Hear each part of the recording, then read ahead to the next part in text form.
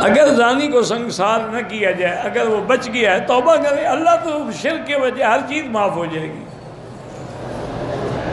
اولاد اگر نافرمان ہو تو روزانہ 2 رکعت پڑھ کے سورۃ اخلاص یعنی قل هو اللہ احد یہ 100 دفعہ پڑھیں اور اللہ سے دعا مانگیں۔ ہر نماز کے بعد 7 دفعہ اصلح لی فی ذریتی انی تبت الیک و انی من المسلمین، اول آخر درود شریف پڑھ کے دعا کیا کریں، اللہ تبارک و تعالی ہدایت کے فیصلے فرمائے۔ اصل میں تو میرا بھائی یہ ہے نا کہ ہم نے بھی اپنے ماں باپ کی نافرمانی کی نہ تو آج بھگت رہے ہیں۔ اگر ہم نے ماں باپ کی نافرمانی نہ کی ہوتی نا تو آج ہمیں بھی اولاد نافرمان نہ ملتی۔ یہ ہمارے اپنے کیا ہوا گناہ ہیں جو پیش آ رہے ہیں۔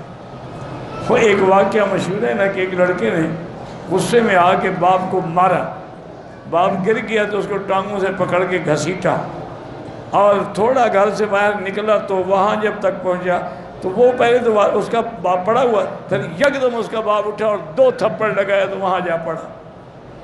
انہوں نے کہا پہلے تم نے مجھے کیوں نہیں مارا؟ انہوں نے کہا یہاں تک میں نے باپ کو گھسیٹا تھا، تم نے مجھے وہاں تک گھسیٹ لیا، اب آگے تو میں برداشت نہیں کرتا۔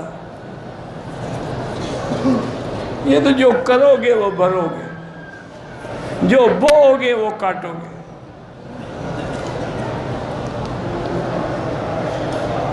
میری نظر کا مسئلہ ہے روز بروز کم ہو رہی ہے۔ ایک تو میرا بھائی علاج کرواؤ، اور دوسرا اللہ کے قرآن کی آیت ہے فَكَشَفْنَا عَنْكَ غِطَاءَكَ فَبَصَرُكَ الْيَوْمَ حَدِيدٌ۔ یہ آیت 11 دفعہ پڑھ کے ہر نماز کے بعد آنکھوں پہ لگایا کریں۔ کبوتروں کو دانے ڈالتے ہیں، پھر جو اکٹھے کرتے ہیں کہ اس سے اولاد ہوتی ہے، ٹھیک ہے جی، خاون سے نہیں ہوتی کبوتر سے ہو جائے گی۔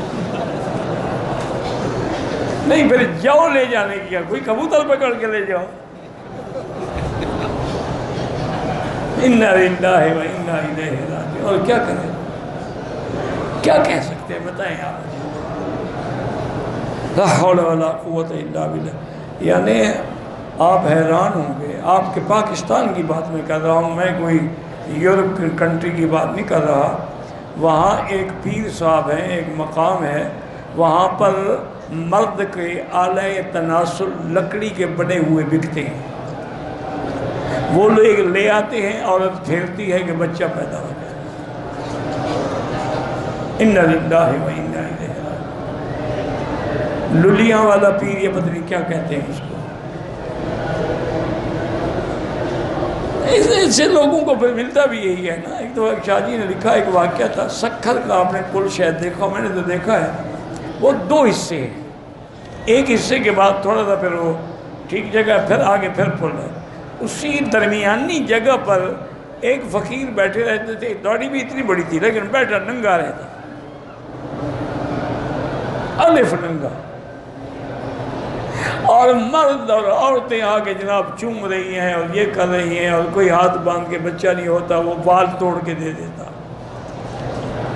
شاہ جی کو غصہ آیا، وہ گئے اور نے کہا بدبخت، ایک تو تم ننگے بیٹھے ہو، ننگے پہ اللہ کی لعنت ہوتی ہے، دیکھنے والے پر بھی اور دکھانے والے پر بھی، اور دوسرا یہ گندا بال۔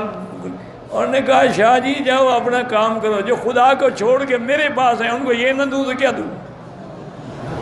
انہوں نے جائیں آپ اپنا کام کریں،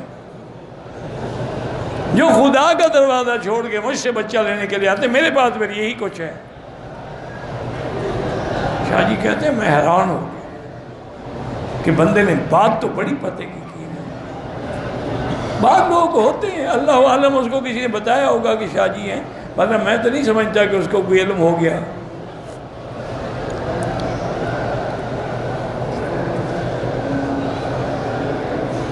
عمرہ کرنے والے لوگ طواف اور صفا مروہ دوڑنے کے بعد اگر ایک دوسرے کے سر پہ خود اس طرح پھروا دیں تو بالکل جائز ہے۔ شیعہ خونی رشتہ دار ہیں، ان کے ہم بالکل ان کی خوشی میں غمی میں جایا کریں، جاؤ گے تو کوئی ہدایت کا ذریعہ بنو گے، اگر بالکل کٹ آف ہو جاؤ گے تو ہدایت کون کرے گا؟ جائے کرو، ان کو سمجھانے کی کوشش کرو کہ بھئی ہم تمہارے رشتہ دار ہیں، ہم تمہارے لیے اللہ سے رو رو کے فریاد کرتے ہیں کہ تم صحابہ کی دشمنی میں کہیں جہنم میں نہ جاؤ۔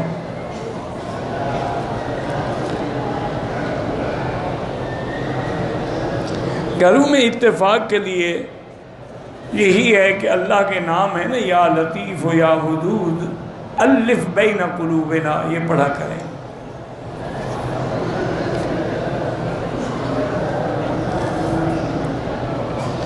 دیو کا مطلب شیطان ہوتا ہے تو ٹھیک ہے، چلو آپ دیو ہوں گے، وہ تو بندی تھی، وہ تو بندے تھے نا، یہ کوئی بات ہے؟ انا للہ و انا الیہ، تو معاویہ کا کیا مطلب ہے؟ ایسی باتیں نہ کیا کریں نا، یہ کوئی دلیل ہے کہ دیوبندی دیو سے ہے؟ انہوں نے تو دیو کو بھی قرآن کا مرکز بنا دیا، پوری دنیا میں دین پہنچا دیا، تم نے کیا کیا ہے؟ یہ اعتراض کرنا سیکھا ہے؟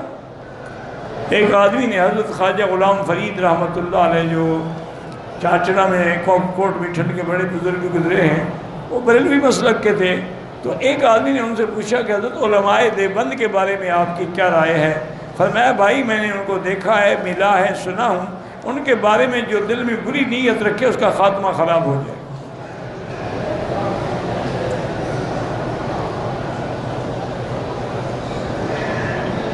امیر کی اطاعت کرو، امیر ظلم کرے تب بھی اطاعت کرو جب تک کفر نہ کرے۔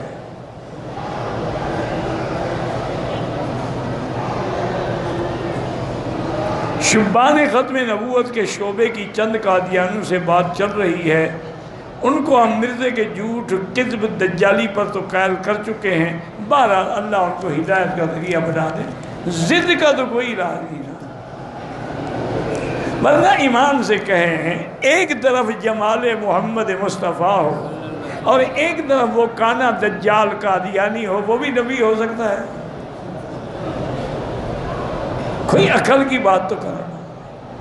جو آدمی ساری زندگی عرضی نویس رہا، پھر انگریزوں کا خوشامد میں کتابیں لکھتا رہا، فتویٰ جہاد کے خلاف دیتا رہا، وہ بندہ بھی نبی ہو سکتا؟ وہ تو انگریزوں کا پودا تھا کاشت شدہ، وہ نبی تھوڑا تھا۔